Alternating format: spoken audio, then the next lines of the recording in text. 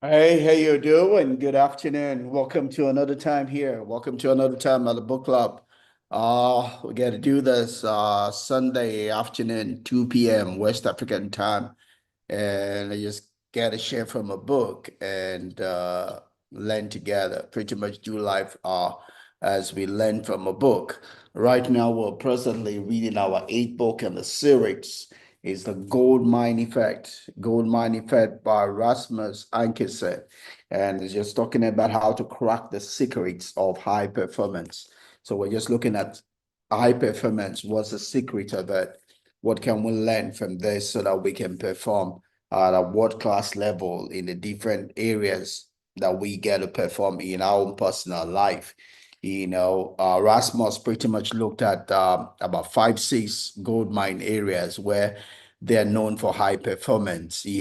Brazil for soccer, South Korea for golfing, Ethiopia for running, Kenya for running also, Russia for lawn tennis, and just try to pick from all of this, to learn why is it that these people are able to perform at that top level? What can we learn from them also to be able to perform at such level in our own life, So that's what we're pretty much picking from Rasmus' book. That's what we've been learning as we go through the book. Last week we finished on chapter 2 of the book. Today we're gonna go into chapter 3 of the book and just titled Start Early or Die Soon.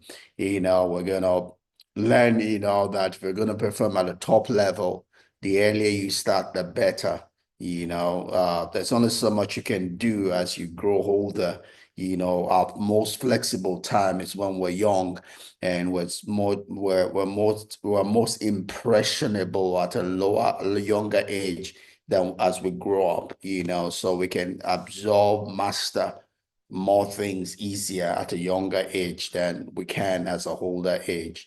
This also goes for money, the way to make wealth, the way to make money, the way to build wealth, the way to be rich, to make money is to start early.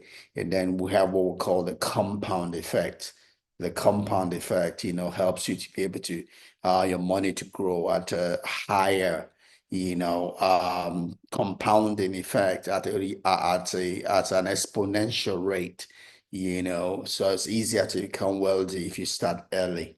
Same thing for every other thing in life, It's not about what you have innate in you, it's what you do with it, is how you exercise it.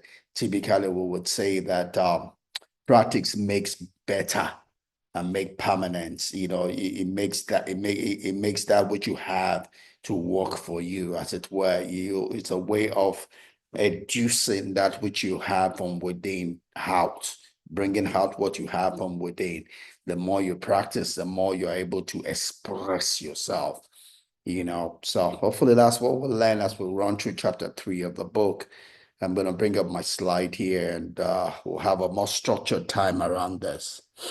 All righty.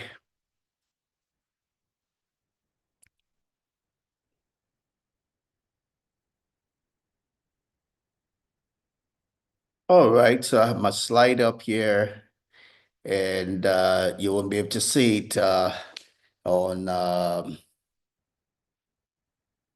you may be able to see it on Instagram Live. Hey, my dear sister Chinelo is around. How are you doing? Happy Sunday. Thanks for stopping by. Um, so the quote that the chapter runs through with is by Albert Einstein, and it says, "Only one who devotes himself to a cause with his whole strength and soul can be a true master." He's saying if you're going to be a master, gain mastery in anything in life, you have to devote the whole of yourself to it. Have consciousness will not make you a master. You might be able to do it, but to master anything in life, you have to give yourself wholly to it. When you give yourself wholly to it, what you are in essence doing is your messaging your unconsciousness to go to work around that thing you're focusing. You're not focusing just with your conscious mind. Anything you focus on, you are telling your subconscious mind that thing is important. Mastery is gained in our unconscious our unconscious mind, not in our conscious mind. Our conscious mind can only do so much at a time, but our unconscious mind is unlimited. When you tell your unconscious mind something is important, it goes to work for you. It moves parts of your body that before you move it, even when you're unconscious. Most of the functions of our system are being run by our unconscious mind, not our conscious mind. And it's what you tell your unconscious mind is important. That's what it would take as important. So when I give the whole of myself to a thing, I'm telling my unconscious mind, my unconsciousness that is important, and it goes to master that thing, you know. And when we talk about focus, you will see it in different realms. Even God says that when you come to him, that the first commandment is that you love the Lord your God with your whole spirit, your whole mind, your whole strength, then your whole being is devoted to God. It doesn't leave any loophole, that you can give to the devil. The Bible says that you only find God when you seek him with the whole of your being. If you don't seek him with the whole of your being, then there's always an opportunity, to go against him, to fall to your lower nature, which is ever there prompting you to do one thing or the other. Guess what? It was easy for Eve to fall. Today, I've been doing a study, on temptation as part of my study series on Proverbs chapter 7. And one of the things that's apparent as you look at Genesis chapter 3 is that Eve was not wholly devoted to God. A whole devotion to God is one that will not give opportunity to consider a wrong in the word of God, right? You see Abraham, when God told Abraham to go to Canaan land, Abraham gave the whole of himself to Canaan land, such that he began to describe Canaan in a way that God did not even describe it. He magnified Canaan land in his mind. He said he was looking for a city whose maker and builder is God, with sure foundation. God didn't tell him there was sure foundation in Canaan land, but that was God. Abraham magnified the word of God such that there was no way that anything could deter him from going there. He was looking for something which was special, which was built by God. He gave the whole of himself into it. Same way in life, you're gonna get mastery over anything. You have to give your whole commitment to it. If ever there is a question mark somewhere, you cannot get mastery. You cannot get mastery in anything there's a question mark at the back of your heart concerning it. That's why a lot of people cannot become rich, because there's a question mark. Someone is saying, the love of money is the root of all evil, and they don't understand what that means. There's nothing wrong in loving money. It might be the root of all evil, doesn't mean that it's wrong to love it. You cannot have what you don't love. And then when we talk about love also, you need to understand love comes in different degrees. Even when we talk about love and we're using the word for love, we say there's something called the eros love. I say I love something, I have to ask myself, I have to ask you, what kind of love are you talking about? Are you talking about a lusting love, eros? Are you talking a liking love, filial? Or are you talking a love that originates from God just because of that thing? Right? The agape love, you love someone just because of that person, not for what you want to gain or get from that person, but because you want to bless that person. That is called love in the English word. When you love someone just because of the attribute of that person, whether you like or you don't like that person, you call it a filial love. When you love someone just because of what you can gain from that person, you are losing at that person because there's a benefit for you in that person. It's called the eros love, right? You see, the eros love has to do with my body, the yearning, the craving of my body for it. The filial love has to do with my mind.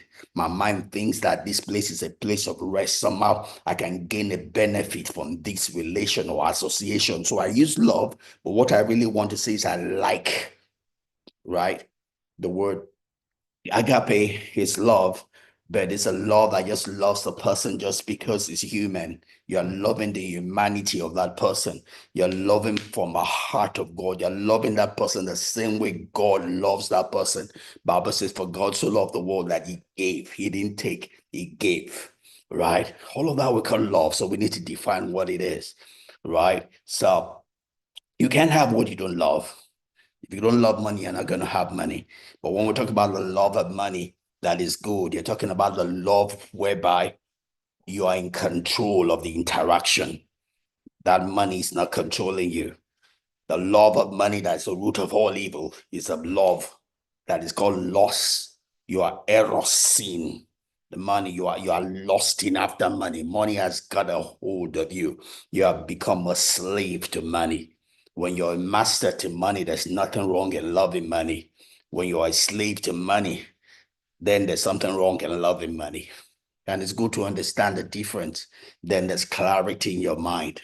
You're able to send your mind a message, and you're able to master the act of making money. Because if you don't give the whole of yourself to what you're doing, you can't master money. Money's going to master you, right? So it's important. So as we look again as the quote here that describes the whole chapter, it says, only one who devotes himself to a cause will with his whole strength and soul can be a true master. For this reason, mastery demands all of a person. If I'm going to gain mastery over something, I have to give the whole of myself to it. Mastery is doing one thing 1,000 times. So you can imagine that as a devotion. Mastery is not doing 1,000 things one time. Mastery is doing one thing 1,000 times.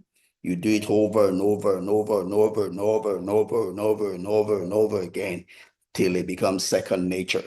Then you do it still. Right. So the book goes on and says, when we see God-given talent, are we not in fact simply saying people who have consciously or unconsciously trained a hell of a lot at a early age? So what we call innate talent sometimes is a result of someone who has practiced. In essence, there's no real performing that is brought from heaven, right? The only thing we are brought from heaven is a beacon, a sign of what we're here to accomplish. But how to accomplish it, we gain here on earth. We don't bring it from heaven. Nobody was pre-programmed on how to play piano or anything from heaven. We'll learn all of that here, right? So, and even when we learn it, we can only do it at a high level by practice. No high performance or innate talent will not just jump at you. You will only excel at that which you exercise yourself in, right? So it's the exercising that brings about what we might call innate gifting or talent, in a thing. You can have a gifting, but the extent to which you can or the freeness with which you can perform in it is comes by you doing it and over and over and over and over and over and over and over and over again. I might say that I have a calling as a teacher. I might say I have a teaching as a teacher, but it's a teaching that is useless and would not be seen if I don't exercise it, right? Because I do this on a weekly day. I got to teach Mondays to Fridays at a prayer meeting. I come here on Sunday to do this. So I got to do this like 6 times a week, so you can imagine that I get better each time I do it. It becomes easier to do because of the times of doing it. And same thing with any other thing, you gain mastery by doing it, So there's no field you have a bit of potential that you cannot enter into. Obviously, you don't want to do everything. You don't want to be uh, uh, uh, uh, a jack of all trade, a master of none, right? So sometimes we're spoiled with so many options that we just want to spread ourselves thin in so many things. But we all have just 24 hours. You need to pick the one that pays you, the one that makes you happy, the one that makes you come alive, the one that that you believe God will have you do, the one that you believe you're making the biggest difference in. You know, you don't want to do something that you're not being known for, or it's not separating you out. You don't have to do everything. So when you have many options, you pick one, you know, that fits you, that represents you, that expresses you more. You know, if it's something that has to do with commerce, pick one that will make you money. Pick one you can do better than a whole lot of people. You know, someone one that you'll be known and separated by. You know, not one where you'll be lost in the crowd, lost amongst many. You know, so if you're gonna do something, do it well. Pick one you can do well and stand out. You know, but it comes by practice. Whatever you pick, you have to do it, do it, and to get better at it, right? Same thing with farming, right? It's just by April 9 or so, 8 or 9, 8, I believe, we're going to be 4 years doing farming, right? We came into farming zero, had zero knowledge of farming. But 4 years after, I've learned a lot. I'm not fully there. I'm not the best farmer there is, but I'm not where I used to be. You know, I know some things in farming, and I've helped a lot of people. You know, told a lot of people about farming, and I'm still learning, and I'm still getting better. We're going to finish our first bed house here this month in February by God's grace, and we're going to begin to learn about poultry also. You know, so but you learn by doing. You know, uh, I've never run a company. You know, before we started this company 4 years ago. For 4 years running a company, even though I've always had the theoretical knowledge, I now have the practical knowledge. I can tell you the things I've done that have failed, the things that I've done that has worked, you know, and it's sharpened my knowledge more because I'm having to practice it every day, right? So you learn as you get into the field, right? You learn as you get into the field and you just get better and better and better. It's what you learn after you know it all that counts, you know. So says John Wooden. You know, it's what you learn after you know it all. You know, after you've read all the books, you've come out of school and you feel you've arrived. You still have to be open to learn. You learn new tricks, you learn new ways of doing things. You know, you can always get better. You know, I always love to talk about Michelangelo, who on his dying bed was still saying, I'm still learning. And that's what I want to say continually. I'm still learning. I'm still learning how to teach. I'm still learning how to pray. I'm still learning how to preach. I'm still learning how to farm. I'm still learning how to relate with other people. You know, I'm still learning how to cancel. I'm still learning how to be a friend. I'm still learning how to be a Christian. I'm still learning how to be a child of God, you know. I'm not going to be done learning until I leave the scene, you know. So I keep on learning and getting better. And that's how you get mastery, you know, by being open to learn and get better, you know. The most valuable lesson often come from continuing to learn and grow, even when you feel like you already know a lot, you know.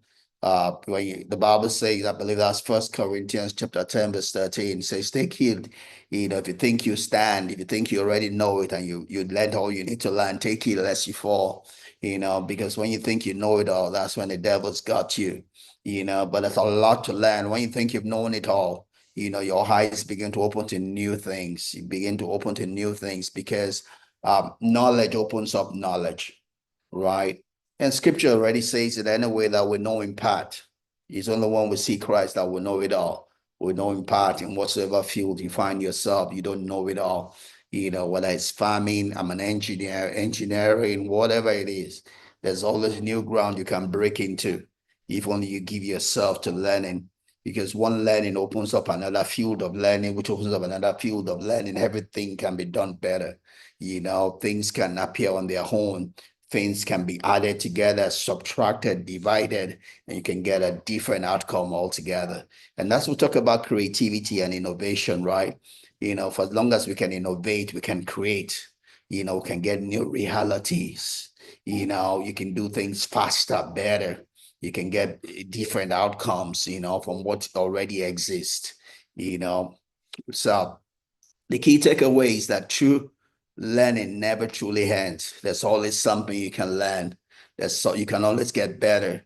I was listening to Les Brown last week, and he was just talking about how uh, ability to do high jumps had evolved.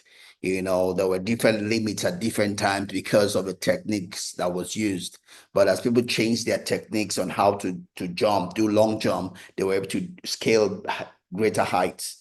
By changing their techniques, they were able to scale greater heights. Same thing in life, right? You can, by changing your technique, the way you do what you do right now, you can get a better outcome, better result from what you're getting. You're not at the end of yourself. You can always be done better, whatever it is you're doing right now. You just have to be open to learn about it, to be open to see, be open to better, different possibilities, outcome, and whatsoever it is that you're doing right now, right? It can always be done better, right? I think about the way we plan the bed house, the brooding house we're going to be completing here this month of February. When I first conceptualized it, I conceptualized it one way, but we've changed it severally. Even we've changed it severally to the place now where we're going to use galvanized pipe, as our pillar walls. It was first of all supposed to be reinforced concrete pillars, and that's going to be extremely expensive, and we really don't need that, for a bungalow, so we're able to use something that's cheaper without compromising the strength of the house, and we can get a better outcome from what we're doing, right? So be open to new ideas, better ways of doing things. Don't be locked up, right? Your father's compound is not the biggest one. There are bigger compounds available. Be open to learn, right?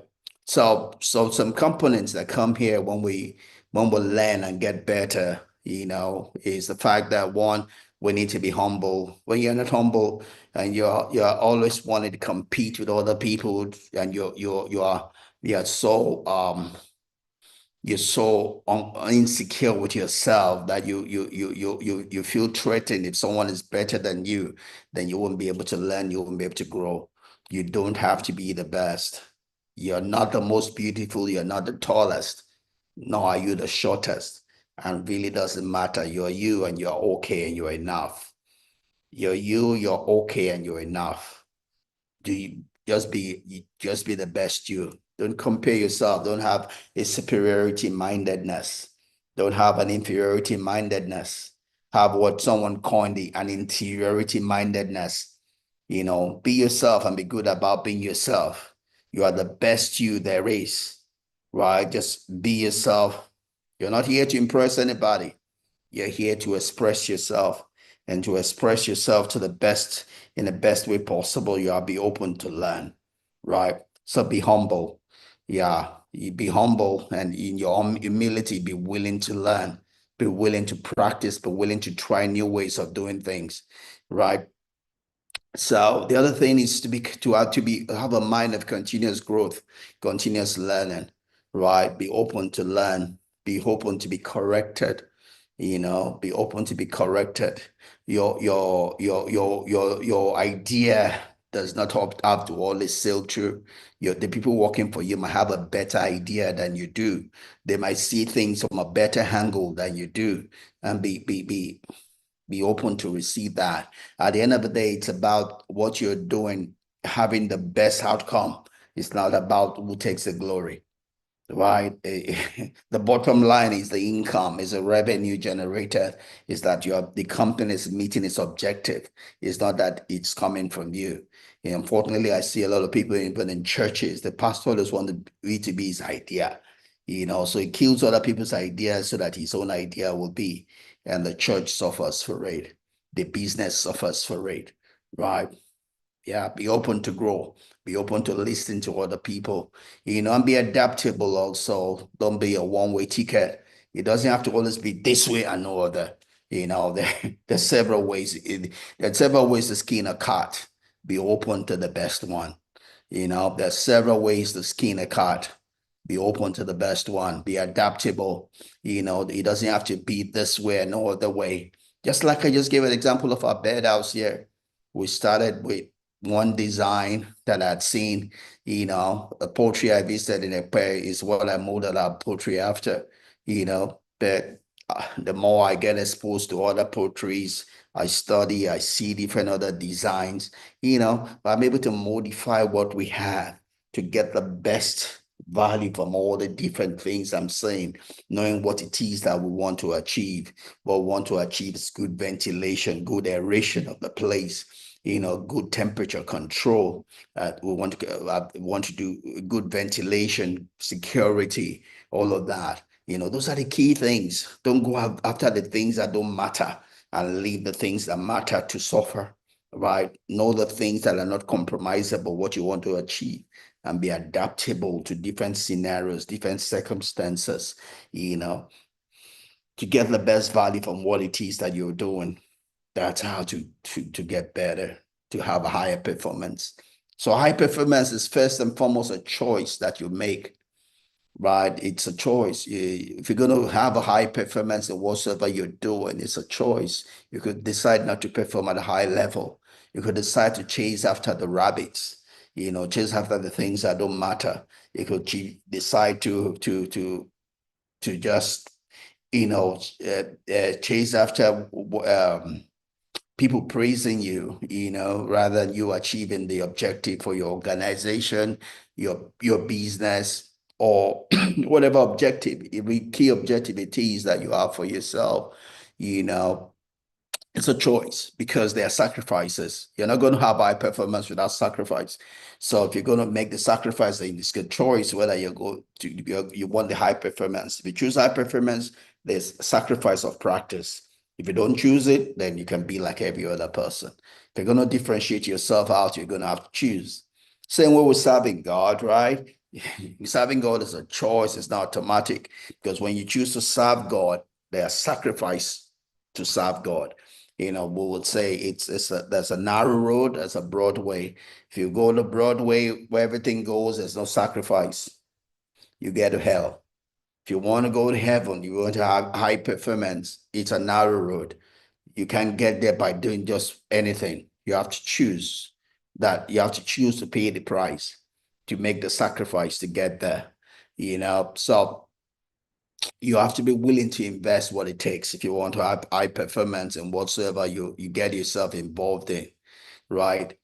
Typically, just by different studies done, different gold mines, is generally taken that to be top in anything, you have to invest a minimum of about 10,000 hours within 10 years, of practice for you to scale through, to some top level, on average. So there's a lot of hours you need to invest into practice if you want to come up world class, right? Now, if you're in a competition, highly competitive area, yes, you need to look at that. And that's minimum for some games is 20,000 hours, 15,000 hours, But if it's just an everyday life, just know that you need to practice, practice, practice, practice, practice, practice. You don't have to look at the timing you're doing it. The key thing is that you're open to get better.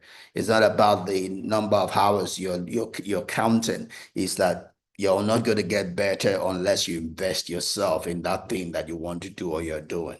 Right? That's what's important. There's a lot to indicate that early training is vital for success.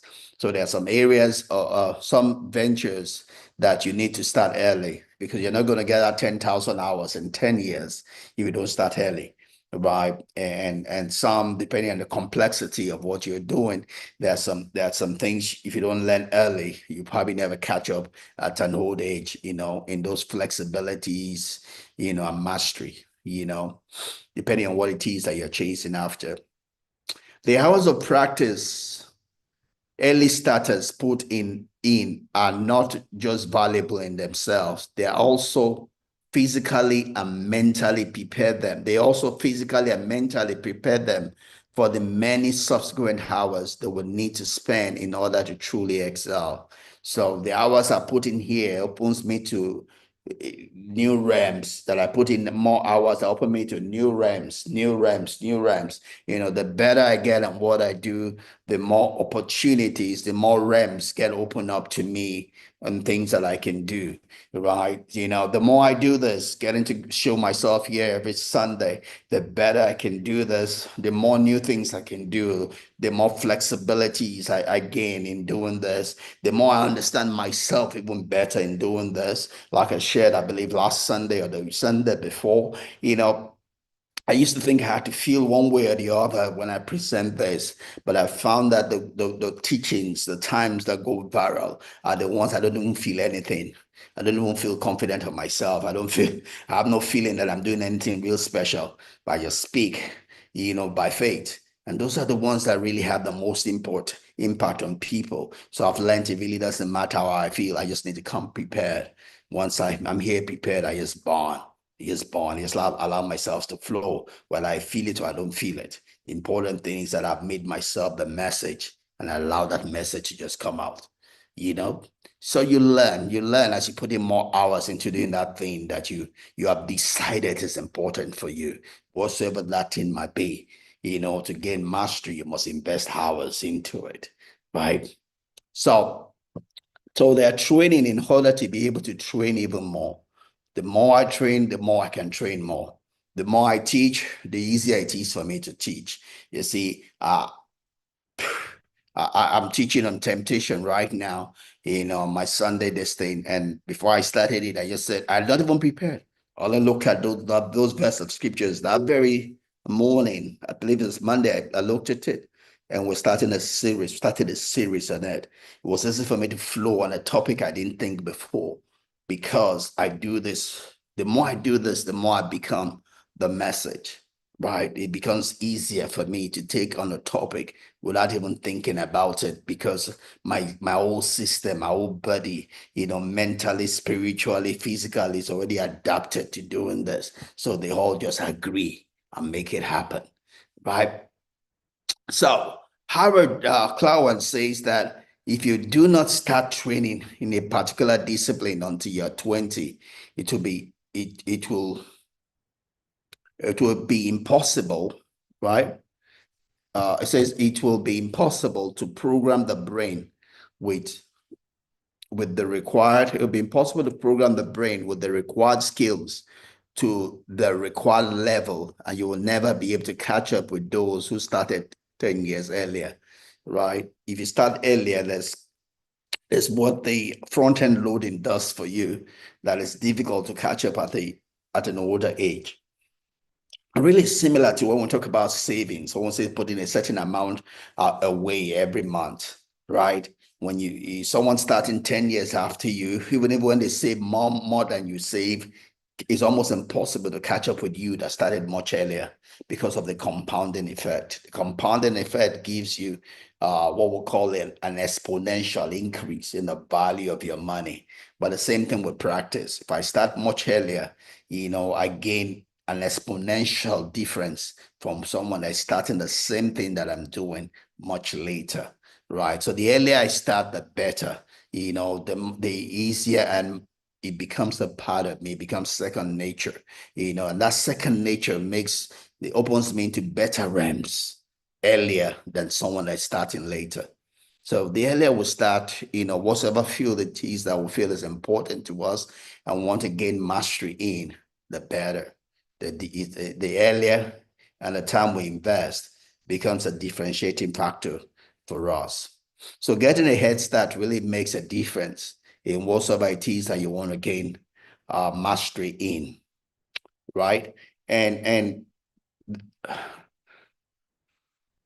so, and sometimes how early you start for any particular field could be determined by three things. One, the competitive pressure in that particular discipline. How competitive is it? How competitive it is, how much rigor is required. The more rigor that's required, the earlier you need to start.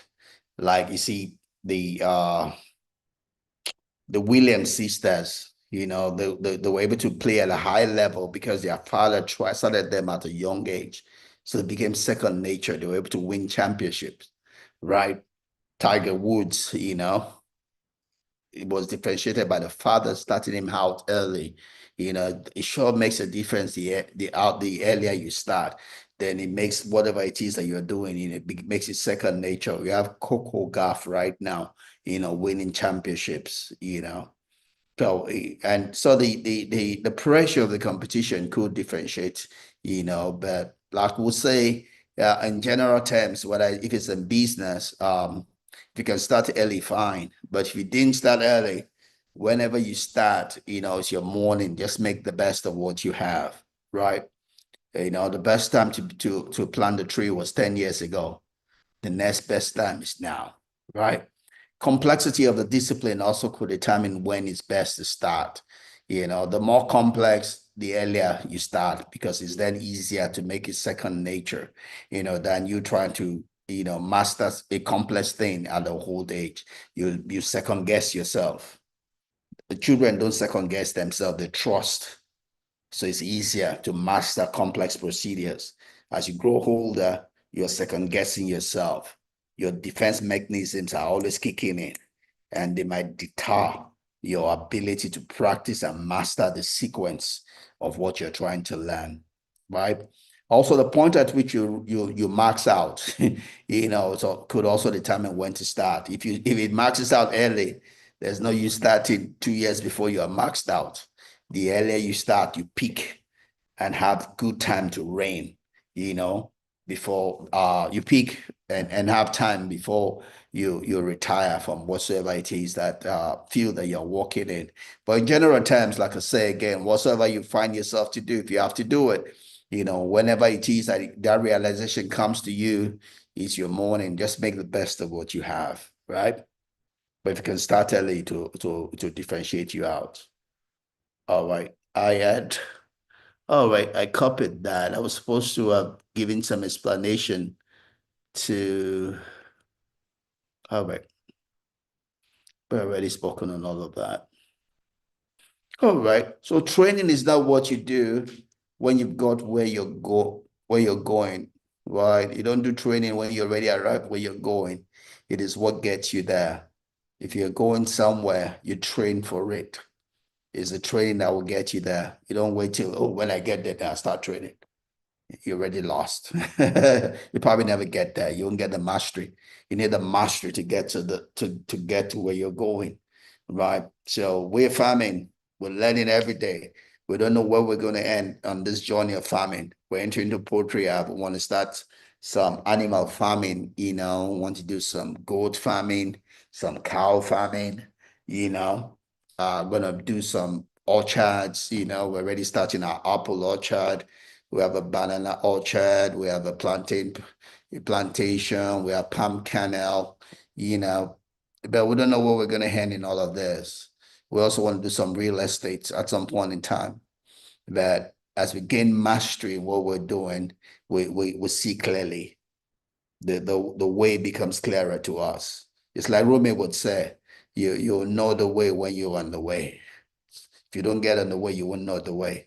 But as we practice, we exercise ourselves, the vision becomes clearer. The way forward becomes clearer, right? You don't need to know all before you start. But when you start, the vision will become clearer, right? So we'll train, we'll practice, to get to where we want to get to. If something is extraordinary, if something extraordinary is to come out, then something extraordinary must go in. Yeah, it's cause and effect. The seed you sow will determine the harvest you get. If you want an extraordinary harvest, you gotta sow an extraordinary seed. That's the way life works. Life doesn't work by anointing.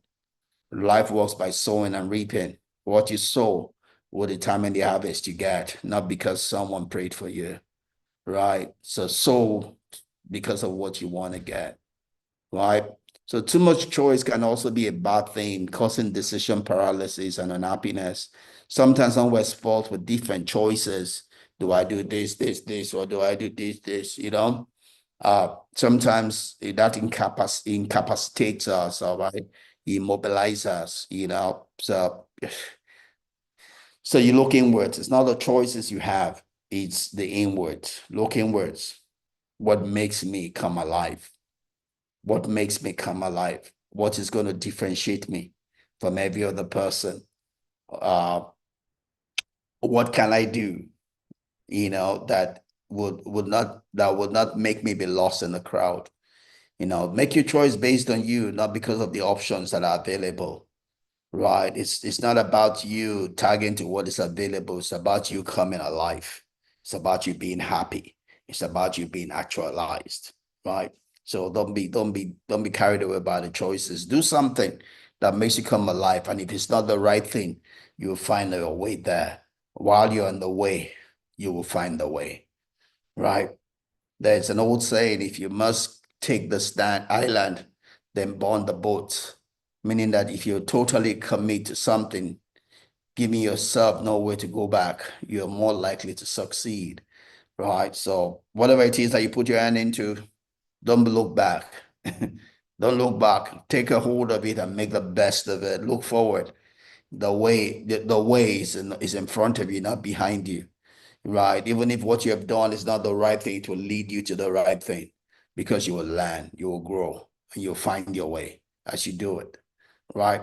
Effort takes many forms, right? There are different forms of putting an effort into a thing, right? It can mean just showing up, just showing up, just showing up might just be yours, just show up. All right, the way to be dedicated to something is to show up. So a lot of people feel because they don't show up, they're too scared. They're just scared that they might succeed. They're too scared they might fail. So they don't even go at it at all. So as we put efforts to things in our life, as we practice, excel, it might just mean that you need to show up.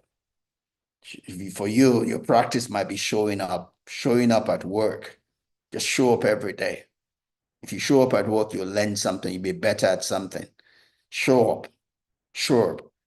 Right? For some people, it might be taking risk, might be just going to the next level. It might be just stretching a bit. Don't stretch more than you can handle. Don't never bite more than you can chew.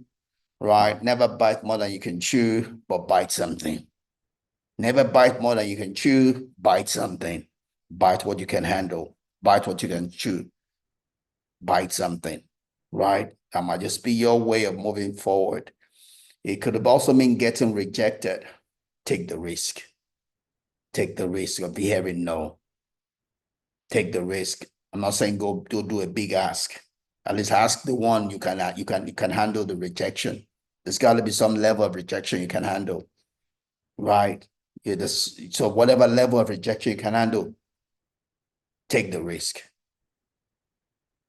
Take the risk. Don't bite more than you can chew, but bite something. Take the risk. You never can tell. The answer might be yes, right? Invest in yourself. Make yourself better. Read a book, attend seminars, listen to times like this, ask questions, go for counseling. Don't keep that thing that is troubling you to yourself. Ask someone the question, seek guidance, learn from someone, extend yourself, right? You can become better. The eyes have not seen, ears have not heard what God is said to do with you, but you have to start. The ball is in your court. Do something. Right? It could also mean being kind when it's more fun not to. Right? You never can never tell who you meet along the way. Our biggest business partner today as a company was someone I met at the petrol station. We just came in to buy fuel, doing fuel scarcity. We're both there at the petrol station trying to buy fuel. So while we're waiting, trying to get fuel, is when we knew ourselves, introduced ourselves. We introduced ourselves. Today is our biggest customer. It's our biggest customer, biggest shop that we supply to. We'll make a lot of money in and through that venture. And all we did was meet each other at the petrol station. We're kind to one another. That kindness opened the door, right? Right. So be kind to someone. You never know what that will lead you to.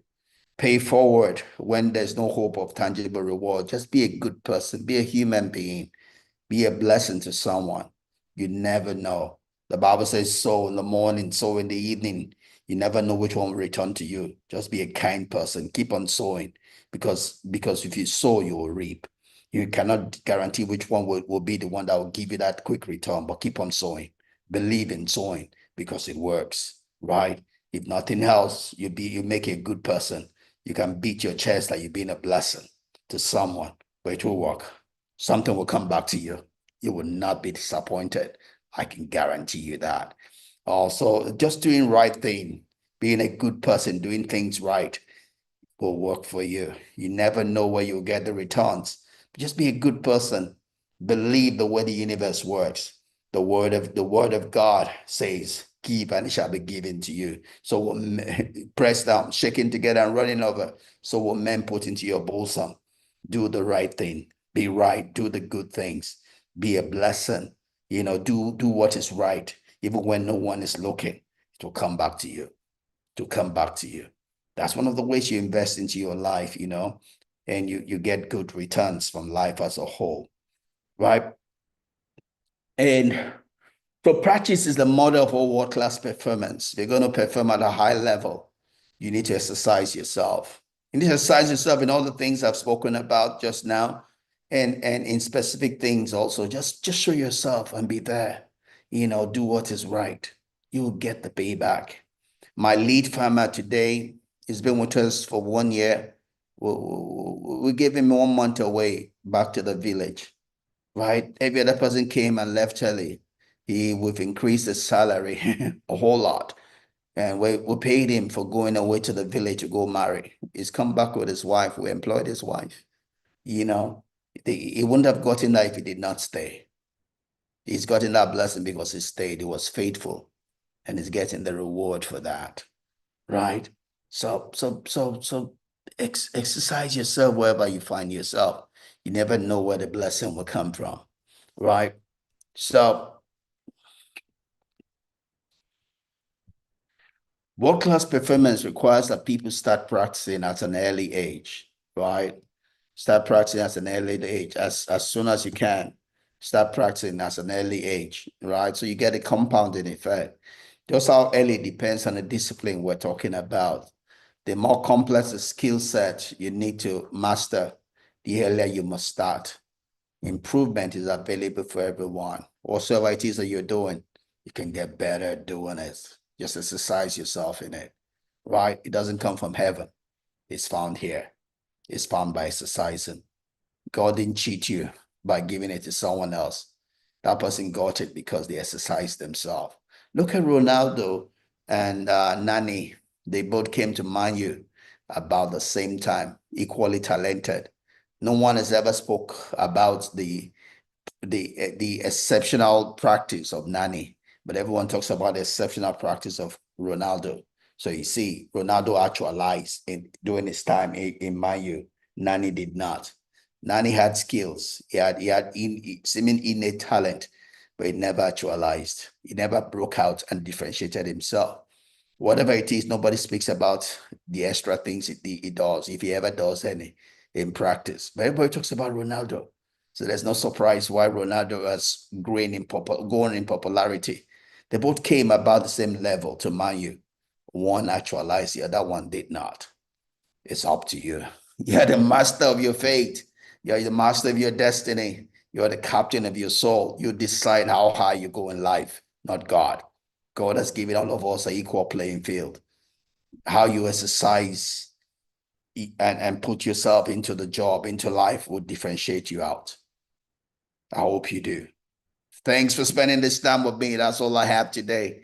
We got to the end of chapter 3 before the hour mark.